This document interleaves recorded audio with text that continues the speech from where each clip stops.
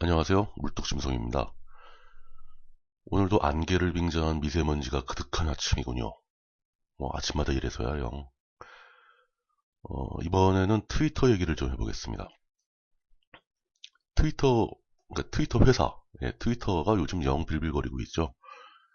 IT 기업의 특성상 이게 지속적인 상승세를 보이지 못하면은 이제 투자자들이 불안해하게 되고, 이렇게 불안해하기 시작하면은 펀딩이 멈춥니다.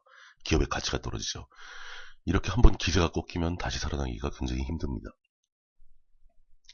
트위터는 초반의 인기와 달리 이제 페이스북에 밀리고 뭐 인스타그램에 밀리고 이러면서 점점 입지가 좁아지고 있는 추세입니다. 어려운 상황이죠. 어렵다 보니까 자꾸 사람을 바꿉니다. 그 와중에 트위터 시스템을 처음 만들어냈고 또 최초의 트윗을 날렸던 아주 역사적인 최초의 트윗을 날렸던 트위터 공동 창업자이자 개발자였던 잭 돌시가 다시 CEO에 부임했습니다.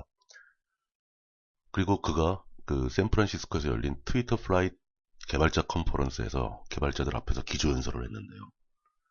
그 기조연설 내용을 테크 인사이더라는 매체에서 이제 보도를 했습니다. 잭 돌시의 입장은 트위터가 특별해지는 것은 사용자들이 트윗을 이용해서 무언가를 하기 때문이다. 뭐 이런 얘기를 했습니다. 그 무언가가 뭐겠습니까? 바로 표현의 자유 이야기입니다. 테크 인사이더에 실린 기사의 제목 자체가 바로 그 내용인데요. 트위터 stands for freedom of expression. 권력에게 진실을 이야기하는 것. 뭐 이런 얘기를 합니다. 이게 바로 트위터다. 트위터의 가치다. 실제로 트위터는 그런 역할을 했습니다. 사회적으로요. 이집트의 무바라크 정권이 붕괴하는 과정에서 트위터의 활약은 대단했습니다. 뭐 그때 이제 무바라크 정권에 대항하는 분들의 트윗을 실시간으로 번역해서 우리 사회에 알린 분도 계시고요. 우리 사회에서도 그런 면이 꽤 많았죠. 그렇지만 이 부분이 우리 굉장히 날카롭고 위험한 양면의 칼로 작용을 합니다. 반대로 트위터는 그런 가치 있는 일을 하기 때문에 의미가 있다고 얘기를 하지만 트위터는 맨날 정치 이야기만 하니까 재미가 없다라는 젊은 사람들이 많습니다. 자본주의의 기업의 입장에서는 이게 상당히 위험한 일이기도 하죠.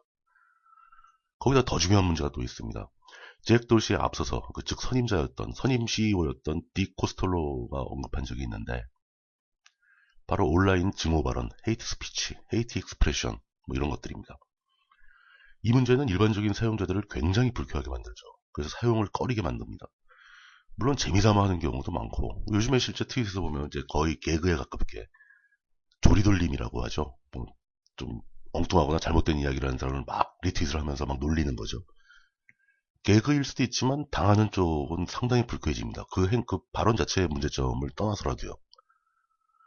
거기서 이제 한 걸음 더 나가게 되면 상대를 모욕하고 상대의 신상 정보를 캐고 상대를 협박하고 이런 행위들을 심심치 않게 발견할 수 있습니다. 트위터에서 벌어지는 소송 사건도 되게 많고요. 테크 인사이더의 기사 결론은 이렇게 마무리됩니다. 트위터는 이제 표현의 자유를 지켜야 하는 그 임무와 온라인 증오가 없는 공간을 만들어야 한다는 임무 사이에서 면도날 위를 걷고 있다. 라고 표현을 합니다. 트위터가 망하건 말건 사실 저는 별로 관심이 없어요. 남의 회사가 망하거나 말거나 뭐 제가 그 회사 지분을 갖고 있는 것도 아니고 물론 이제 관계를 찾아보면 있죠. 제가 잘 노는 놀이터 하나가 없어지는 거니까요. 하지만 오늘 나온 이 주제는 제가 굉장히 관심이 있는 부분입니다. 많은 사람들이 표현의 자유와 증오 발언을 혼동합니다. 상대를 모욕하고 공격하는 것을 혼동한다는 얘기죠. 그러다 보면은 표현의 자유를 억압하고자 하는 권력의 의도를 정당화시켜주는 결론도 나오곤 합니다. 역사에도 그런 일이 많이 있죠. 비슷한 사례로 사회에서 언론의 역할은 매우 중요하죠.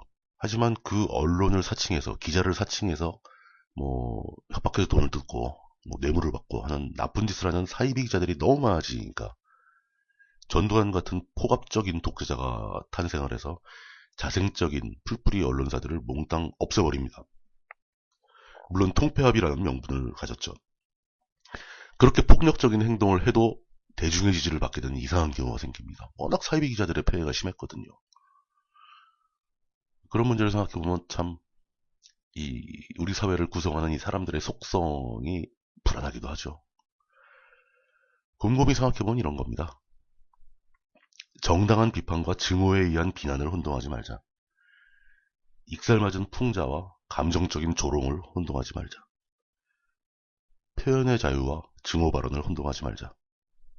저 또한 이 문제를 언제나 생각하고 있으면서도 흔히 실수를 범하게 되는 어려운 부분들입니다. 2015년 10월 22일 목요일 물뚝심성의 아침 채널 불뚝 채널이었습니다. 감사합니다.